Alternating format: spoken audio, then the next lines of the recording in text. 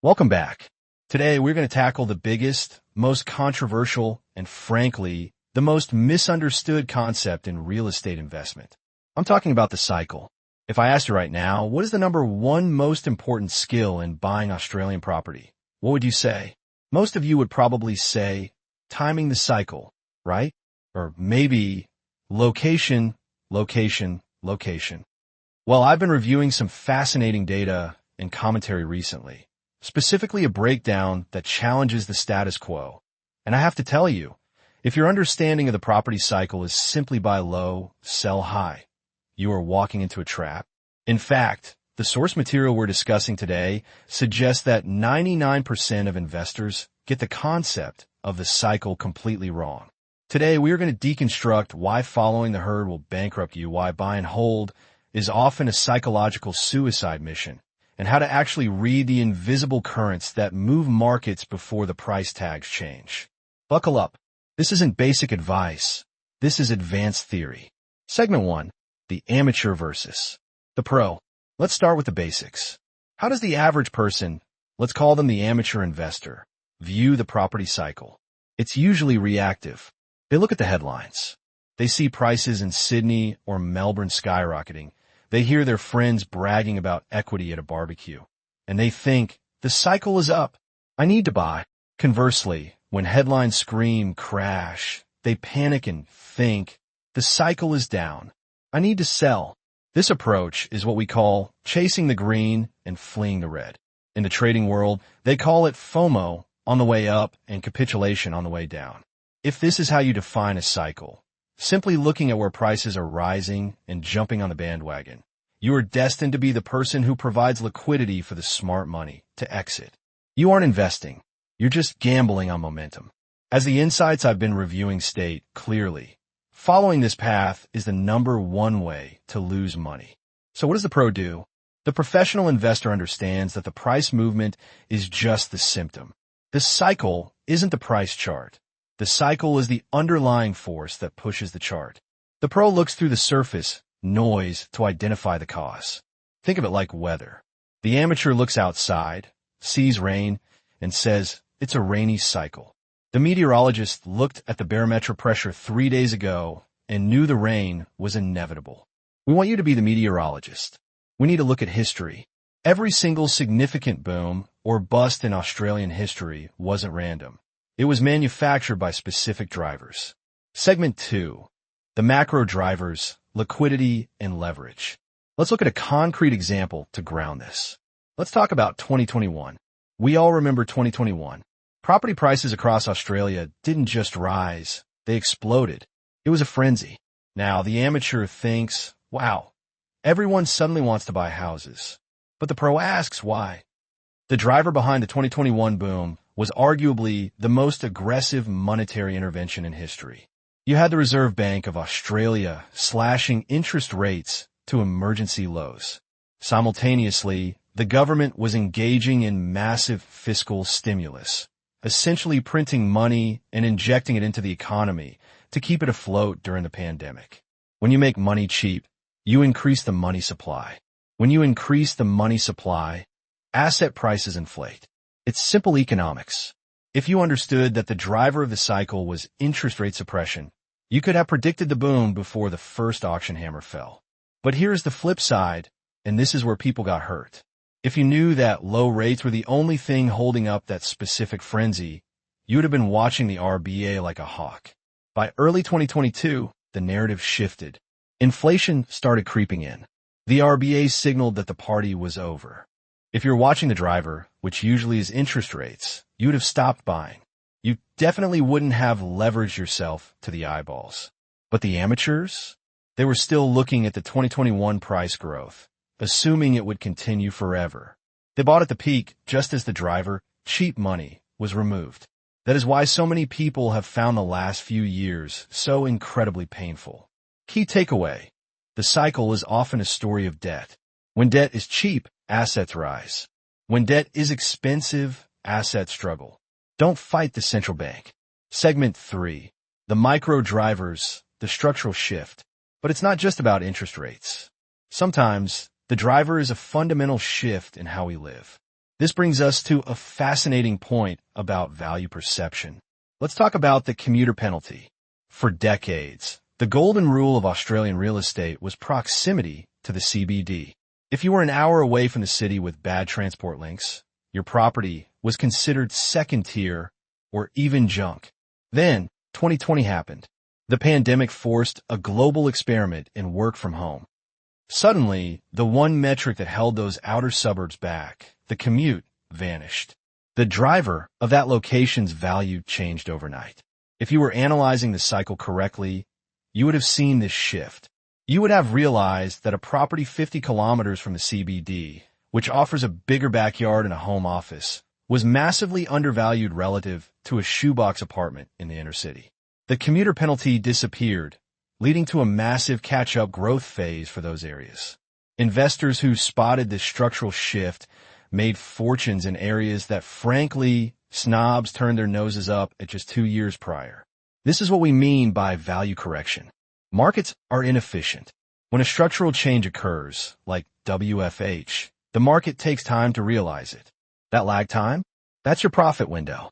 Segment 4. The ripple effect strategy. There's another predictable pattern that the source material touches on, which I want to expand on. The ripple effect. Property cycles rarely hit everywhere at once. They usually start in the blue chip areas, the expensive, high-demand suburbs. When those areas become too expensive, buyers are priced out. They don't just give up, they move to the next suburb out. Then the next. This creates a wave. If you're a savvy investor, you don't chase the wave. You paddle out to where the wave is going to be. If the premium suburbs have just rallied 20%, but the neighboring working class suburb hasn't moved yet, history tells us it is only a matter of time. The gap must close. This allows you to enter the market in the middle of a cycle, but still catch a massive growth phase by buying in the catch-up zones. It's about recognizing the discrepancy between price and value before the rest of the market does. Segment 5. The myth of the value investor and the psychology of pain. Now, I want to pivot to the psychological aspect of this because this is where the script I've been reading gets really deep. There's a common rebuttal to all this talk of timing. You'll hear people say, I don't care about cycles. I'm a value investor. I buy quality assets and hold them forever. Time in the market beats timing the market. It sounds noble, doesn't it? It sounds like Warren Buffett. But there is a fatal flaw in this strategy when applied to real estate by individuals. It underestimates human fragility. The buy and hold strategy assumes you're a robot. It assumes you have no emotions. But let me paint a picture for you. Imagine you bought a great asset in a great location, but you got the cycle wrong. You bought at the absolute peak. For the first year, prices drop 5%. You tell yourself, it's fine, I'm a long-term investor. Year 2, it's flat. Year 3, still flat. Year 4, still flat.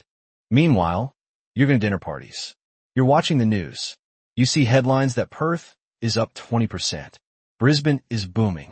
Your brother-in-law just made $100,000 on a flip in Adelaide. And there you are, paying a mortgage on a property that hasn't made a cent in 4 years. This is where the psychological cracks appear. Doubt sets in. You start thinking, did I buy a lemon? Is this area dead? Maybe I should sell and move the money to where the action is. The text I'm referencing points out a brutal reality. Most people cannot hold through a decade of stagnation. They eventually break. And the tragedy is they usually break right at the bottom, just before the cycle turns. We have historical proof of this. Look at Brisbane and Perth between 2008 and 2018. That is a lost decade. For 10 years, those markets essentially went nowhere or went backward. If you bought in 2008 thinking, I'm a long-term holder, could you really have held on until 2021 when the boom finally came? That's 13 years of dead money. 13 years of opportunity cost. Most people sold. They took the loss. And then, inevitably, those markets exploded in 2021 to 2023. So, when we say cycle timing matters, it's not just about maximizing profit. It's about protecting your mental state. Buying at the beginning of an upswing gives you immediate equity. That equity gives you confidence. That confidence allows you to hold long-term. It is a virtuous cycle. Buying at the wrong time creates a cycle of stress, doubt, and eventually capitulation. Respect your own psychology. Don't bet against your own human nature. You aren't a robot. Segment 6, the location fallacy. This leads us to a controversial idea. Location is not static. We are taught that location is everything. But the definition of a good location changes depending on where we are in the cycle. Let's look at the data. If you asked a Sydney investor in 2015 about buying in Perth or Adelaide, they would have laughed at you. They would have said, those are terrible locations. No economic growth. No population pressure. And yet, look at the last 3 years.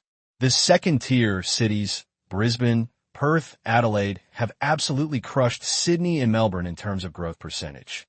Why? Because they entered a new cycle. They were undervalued. They had low vacancy rates. They became the good locations because the cycle favored affordability and yield over the sheer prestige of Sydney Harbor. The text makes a brilliant point here. These cities were bad investments for a decade, and then suddenly became the best investments. The dirt didn't change. The houses didn't change. The cycle changed. So, stop thinking of locations as permanently good or bad. Think of them as awake or asleep. Sydney might be the best city in the world, but if it's at the peak of an affordability cycle, it's a bad investment for capital growth right now. A dusty suburb in Perth might be a good investment if it's at the bottom of a supply crunch. Segment 7, the surfer mindset. So, how we bring this all together? How should you actually behave? The metaphor used in our source material is perfect. Surfing. Imagine the property market is the ocean. The amateur surfer tries to paddle for every single ripple, exhausting themselves. Or worse, they paddle for a wave that has already crashed, buying at the peak. The stubborn surfer sits on their board in a flat spot, refusing to move, waiting for a wave that might not come for hours to buy and hold in a dead market. The smart investor, the surfer, scans the horizon. They don't need the whole ocean to rise. They're just looking for the next swell. Maybe the swell is in Brisbane. They paddle there, ride the wave, and when the energy dies out, they get off. They don't fall in love with the wave. They look for the next one. Maybe the next one is in regional Victoria. Maybe it's in units instead of houses. You need to be fluid. You need to be agnostic. Here is your checklist for spotting a next wave, based on what we've discussed. Watch the central banks. Are they cutting rates or hiking? This tells you the liquidity environment. Watch the yields. Are rents rising faster than prices? That's a leading indicator that prices will follow. Watch the infrastructure.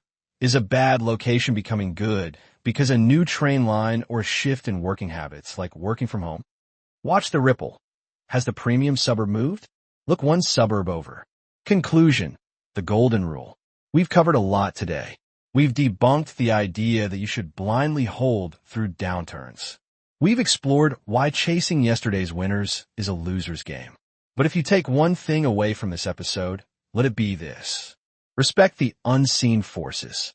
Don't look at the price tag. Look at why the price tag is moving. Is it sustainable? Is it government stimulus? Is it a supply shortage? And most importantly, respect your own limits. Don't fight the current. If you use your energy to swim against the tide, buying in a falling market or holding in a stagnant one just to prove a point, you will burn out. Save your energy for when the tide is with you. That is how you compound wealth. That is how you turn a risky asset class into a predictable wealth-building machine. I hope this episode has challenged your thinking. If you're currently holding a property that has done nothing for 5 years, maybe it's time to ask yourself, are you being patient or are you just paralyzed? If you enjoyed this deep dive, make sure to hit subscribe. Thanks for listening and see you next time.